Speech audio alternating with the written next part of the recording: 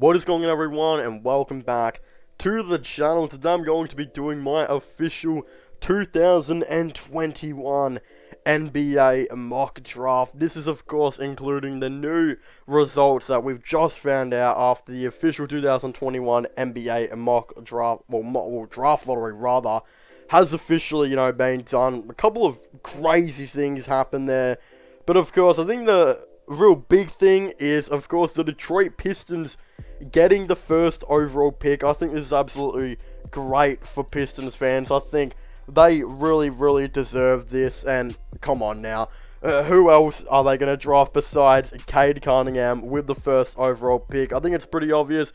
He's a 6'8", point guard, can literally guard the 2.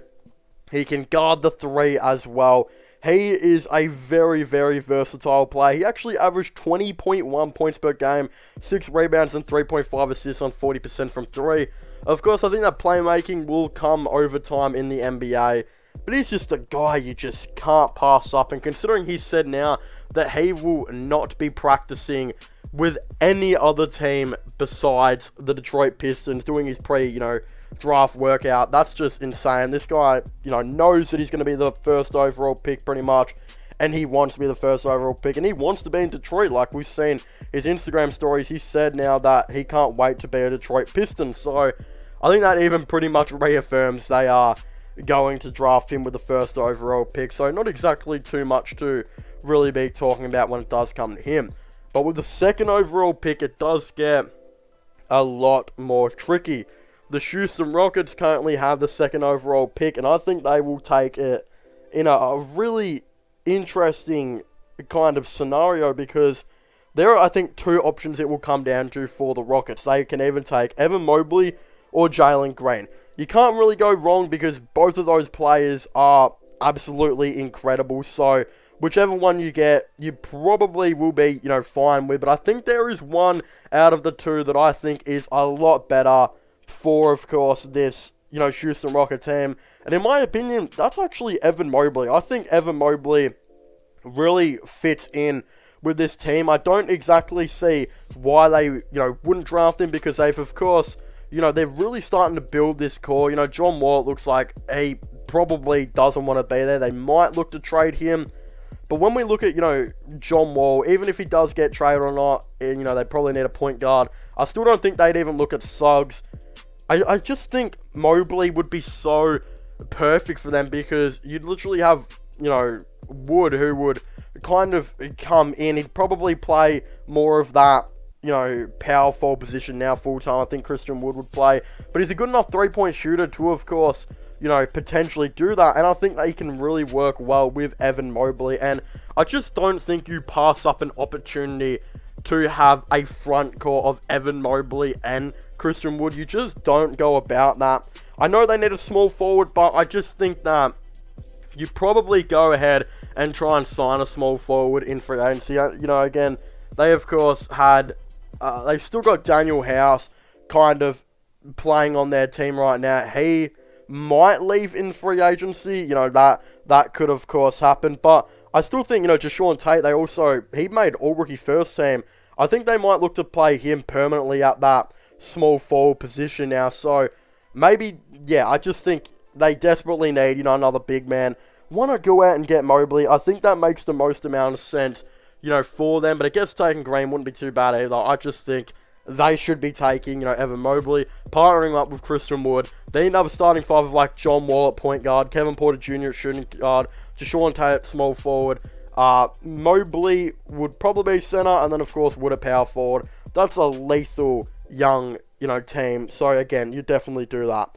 Moving on to the third overall pick, I have my Cleveland Cavaliers. So I am so excited that we got the third overall pick. I was absolutely going insane when we actually were able, to win the lottery, because we haven't won the lottery in a long time. And I know we won it with Andrew Wiggins, but I don't know if that necessarily really counts, because whatever pick we had, we probably were going to trade for Kevin Love anyway. So I'd say the last time we fully won the lottery was Anthony Bennett in 2013, and let's be honest here, that didn't go out like we, expected it to. So I think we will do better here, and in my opinion, with the third overall pick, I've got the Cleveland Cavaliers taking Jalen Green. I think it's a pretty obvious one. Jalen Green's the best player left now. If, of course, the Rockets, take Evan Mobley.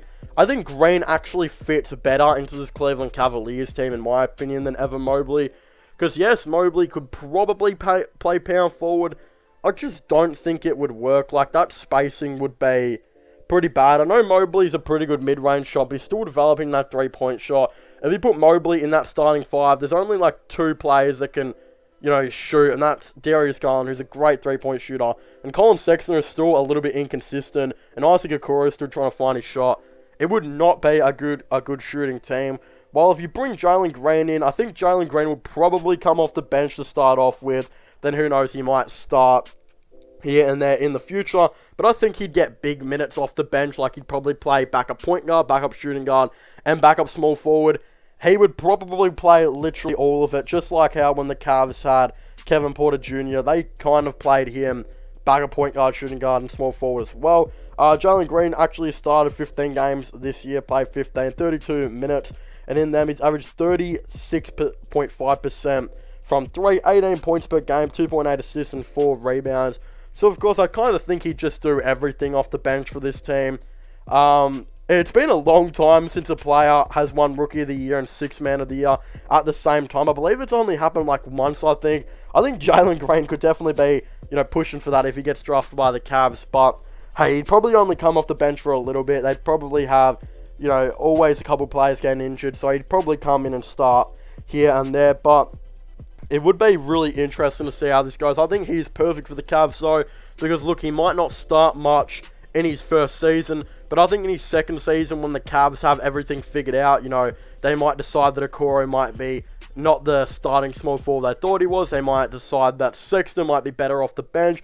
They might even try and roll a small ball system out where they have all four of them in the same lineup. Look, I don't know if they would be able to do it. It'd be offensively, a crazy offensive team. So, hey, they could try and do it. And Jarrett Allen, I would imagine, still has boards all locked and loaded in. I don't think he'd really struggle with that. So, I guess I could try it, but hey, it probably wouldn't work out that great. So, yeah, I'm not too sure, but hey, I think this is a pretty obvious decision. I think Jalen Green's still perfect for the Cavs because, yes, he might not start much in his first season, but I think he is perfect for the future. And I think if you can have a potential backcourt of Darius Garland and, Green, you are doing very, very well for yourself. So that is a potential all-star duo right there if everything could go right for the Cavaliers. So, again, with the third overall pick, I've got the Cleveland Cavaliers taking Jalen Green. With the fourth overall pick, the Toronto Raptors shocked a lot of people when they actually won the lottery and got to pick 4. I wasn't that shocked. I kind of thought that either them or Sacramento were going to win it somehow. I don't know why, but with the fourth overall pick, I have them taking Jalen Suggs. I think this is also another obvious pick, considering we know that, of course, it looks like a couple of their players are going to be leaving, more this year. Kyle Lowry, I think, will 100% be leaving. I don't think he's staying as a Raptor beyond this year. I think he'll either go to the Lakers, Heat, or Philadelphia 76ers. He'll go to one of them. I think they'll be in desperate need to bring a point guard on this roster, especially if they keep, wanting to keep playing Fred VanVleet rather at that shooting guard position, which I think they will want to. I think they really like him at the shooting guard. So if they like him there, you got to bring Jalen Suggs in. I think he would actually be pretty interesting to kind of see on this Toronto Raptors team. Of course, he's played 30 games this year, averaged 29 minutes per game, only 34% from 3, but he averaged 4.5 assists and 14.4 points per game. I think once he gets to the NBA, he'll improve his playmaking a little bit, in his second season or something like that.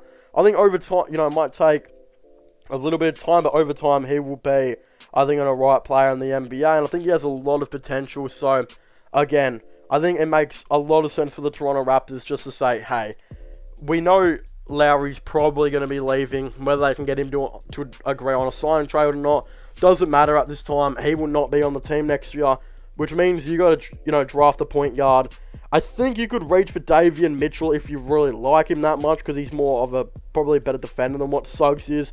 A lot of people saying Mitchell's the best defender in the class, but I don't think you draft him at pick 4. I still think Jalen Suggs has too much potential to really go over. And again, I just think it's the obvious decision. So again, with the 4th overall pick, I've got the Toronto Raptors selecting Jalen Suggs.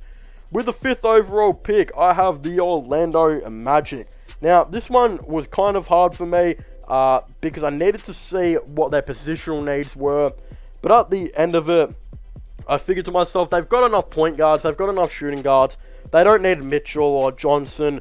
How about we go get some forward depth for this team? So I actually went out and got them Jonathan Kuminga at pick 5, who I think is best available. He is 6'8", listed as power forward, can play small forward and power forward, and has some experience, of course, playing for that G League Ignite team.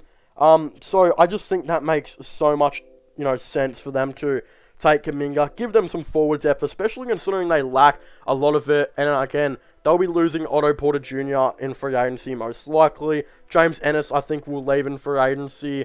Gary Harris, who probably play a lot of small forward this year, they'll probably look to trade or reach a buyout.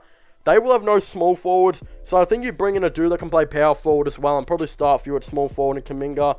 He averaged 33 minutes per game this year, 15.8 points per game, 2.7 assists, and 7.2 rebounds.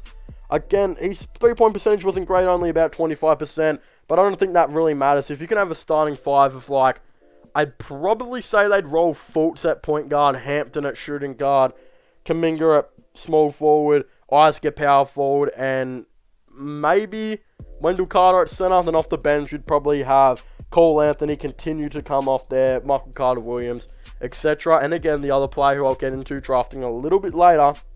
So again, they've got enough really guard depth. Why not actually go out and get a forward? I know they've already got a power forward in Jonathan Isaac, but I think Kuminga would start at small forward for the time being. And let's be honest here, who is going to stop Isaac and Kuminga? That is a lethal forward combination. Both of them are absolutely insane, defensively, in my opinion.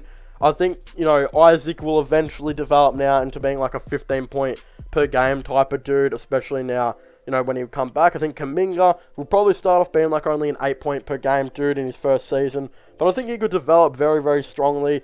And yeah, Orlando have, I think, again, as I said, enough guards. They've got a couple of centers, Mo Bamba, Wendell Carter Jr. They don't really have any forwards though, so I think it's just a pretty obvious decision in my opinion. So again, with the 5th overall pick. But of course, if you haven't already, please make sure to leave a like and subscribe to the channel for all the latest NBA content and NBA news. Don't forget to subscribe to my IRL, /vlogging channel and my gaming channel if you haven't already, which I will all link in the description down below. Of course, don't forget to subscribe to my sports, the channel, which is this one.